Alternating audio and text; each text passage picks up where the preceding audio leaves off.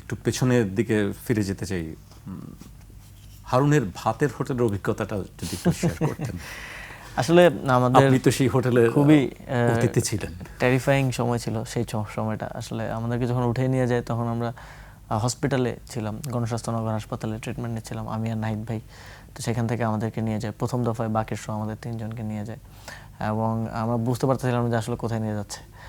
হয়তো ওই যে একটা গাড়িতে করে ডিবির যে গাড়ি থাকে করে কোথায় নিয়ে যাচ্ছে, গুম করে ফেলবে, মেরে ফেলবে নাকি কোথাও নিয়ে যাও। পরে দেখলাম যে ডিবি কার্যালয়ে আমাদেরকে নিয়ে যাওয়া হলো এবং আলাদা আলাদা রুমে 3 জনকে রাখা হলো। পরের দিন বললো যে চলো ইয়াতে নিয়ে যাব। তো সেখানে নিয়ে যাওয়ার পরেই যে হারুন, তার সাথে দেখা করানো হলো এবং তিনি সেখানে খুব তার যেরকম ভাষা আর কি, যে আমি নেতা বানাই না, নেতা ছোট করি, এই ধরনের এক ধরনের কথা বলা এবং আমাদেরকে ভয়ভীতি দেখানো, যে আন্দোলনটা কল অফ করার জন্য আমাদেরকে চাপ প্রয়োগ করা এবং বললো যে ওরা যেভাবে বলে এইভাবে যদি কথা না শোনো তাহলে তোমাদের ক্ষতি হবে। আমাদের সবার পরিচয় ডিটেলস নিয়ে আমাদের ফ্যামিলির সাথে যোগাযোগ করা, এগুলো করছিলেন এবং সেখানে তারা আমাদেরকে ভয় দেখানোর জন্য নুরুল হক নূর সেখানে ছিলেন আগে থেকে এবং তার উপর মারধর তাকে করা হয়েছিল এবং তাকে নিয়ে আসা হলো এবং তার অবস্থা খুব একটা ভালো ছিল না সে সময়। তাকে দেখিয়ে আমাদের এক ধরনের ভয় দেখানোর চেষ্টা করা হলো।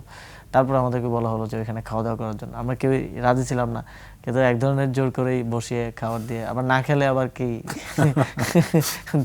তো আবার তারা ফোন দিয়ে ওটা ভিডিও করছিলেন, ভিডিও করে বাইরে দিয়ে এক ধরনের প্রজেকশন করার চেষ্টা করছিলেন যে ওরা ভালো আছে, সুস্থ আছে। পরের দিন 2-3 দিন পরে আমাদের ফ্যামিলিকে নিয়ে আসলো, এটা বলে যে আপনাদের ছেলেদেরকে আপনাদের জিম্মায় ছেড়ে দেওয়া হবে। এই কথা বলে ফ্যামিলিকে ভিতরে নিয়ে এসে ফ্যামিলিকে আবার ওই ভাতের হোটেলে খাওয়ালো এবং ওইটা আবার ভিডিও করে মিডিয়াতে ছাড়লো এবং ফ্যামিলিকে প্রায় 16-17 ঘন্টা ভিতরে আটকে রেখে তাদেরকে পরে আমাদেরকে না দিয়েই তাদেরকে ছেড়ে দেওয়া হলো এবং তাদেরকে বলা হলো যে আপনারা বাইরে মিডিয়াতে গিয়ে বলবেন যে আপনাদের ছেলেরা সুস্থ আছে, যদি এটা বলেন তাহলে ছেড়ে দেবো। কিন্তু এটা বলার পরেও ছাড়লো না। তো এই যে পুরো প্রক্রিয়াটার মধ্যে আসলে ফ্যামিলিকেও এক ধরনের হ্যারাস করা এবং পরে দীর্ঘ 6 দিন পরে এবং 4 দিনের মাথায় আমরা অনশন শুরু করি ওইখান থেকে মুক্তির দাবিতে আর কি। এবং আমাদের ঢাকা বিশ্ববিদ্যালয়ের টিচাররা, স্টুডেন্টরা তারা আন্দোলন করেন, তারা ডিবির সামনে যান। পরে প্রায় 6 দিন পর আমাদেরকে সেখান থেকে ছেড়ে দেয়। জি, আপনি আরেকটি কথা বলেছিলেন যে যদি 5 আগস্টের পতন না হতো আপনারা সশস্ত্র আন্দোলনের কথা চিন্তা ভাবনা করতেন। সেটি কিভাবে, সেই প্রস্তুতিটা আসলে কিভাবে? সেটা কোনো আসলে প্রস্তুতি ছিল না। সেটা এরপরে কি এই জায়গা থেকে যদি আমরা চিন্তা করি, যখন আন্দোলনটা একটা পর্যায়ে গেল, যখন 9 দফা নিয়ে আন্দোলন হচ্ছে, তারপর 3 তারিখের আগে কিন্তু 1-2 তারিখেই মোটামুটি ফিক্স যে 1 দফার ঘোষণা আসবে। এই যে একটা প্ল্যান, তারপরে কি 1 দফার ঘোষণা, 1 দফার পরে প্ল্যানটা কি।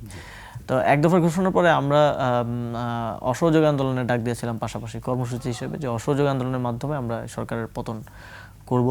কিন্তু যখন দেখা গেল যে সরকার আরও ব্রুটাল ওয়েতে যাচ্ছে এবং 4 তারিখ প্রায় 100 জনেরও বেশি আসলে শহীদ হন, এই খবরটা যখন আসে তখন আমাদের মনে হচ্ছিল যে এবং আমাদের কাছেও মেসেজ আসছিল যে আমাদেরকে যে কোনো সময় মেরে ফেলতে পারে কিংবা উঠিয়ে নিতে পারে। আবার আমরা তো এর আগে 2 দফা গুমের শিকার হয়েছি, তারপর আবারও নিয়ে যেতে পারে।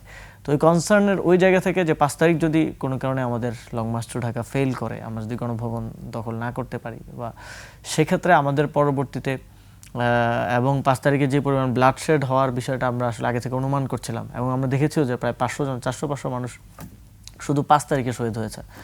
তো সেই জায়গা থেকে আমাদের ইয়ে ছিল যে পরবর্তীতে তার আমাদের কাছে সশস্ত্র সংগ্রামে, সশস্ত্র বিপ্লবের দিকে যাওয়া ছাড়া আর উপায় থাকবে না। কিন্তু এটার কোনো আসলে প্রস্তুতি সেভাবে ছিল না এবং আমাদের তো আসলে প্রথম দিক থেকে অভ্যুত্থানের প্রস্তুতি ছিল না, কিন্তু স্বতঃস্ফূর্ত জনগণের অংশগ্রহণের মধ্য দিয়ে সেটা সম্ভব হয়েছে। কিন্তু সশস্ত্র বিপ্লবের অনেকে হয়তো মনে করে যে আমরা হয়তো অস্ত্র নিয়ে রেখেছিলাম, যে রেডি ছিলাম, বাট আমাদের তো ওই ট্রেনিং বা প্রস্তুতি কোনোটাই আসলে নাই। বাট ওইটা ছাড়া ওইটা ছিল লাস্ট স্টেজ এবং যদি দেখা যেত যে 5 তারিখে আমরা সফল না হতাম তাহলে ওই ইয়াতে যাওয়া ছাড়া আর কোনো উপায় ছিল না। ওইটাতে আমরা না গেলে দেখা যেত যে প্রতিদিনই আমাদের শহীদের সংখ্যা বাড়তো। জি, আপনার মাধ্যমে আমরা অনেক কিছু জানতে পারলাম, 21 টেলিভিশনের দর্শক অনেক কিছু জানতে পারলেন। আরও অনেক প্রশ্ন ছিল আপনার কাছে, হয়তো আগামীতে আমরা সেই প্রশ্নগুলো আপনার কাছ থেকে আরও জানতে পাবো, সেই উত্তরগুলো। অনেক ধন্যবাদ আমাদেরকে সময় দেওয়ার জন্য। আপনাকে ধন্যবাদ আমাকে আমন্ত্রণ জানানোর জন্য।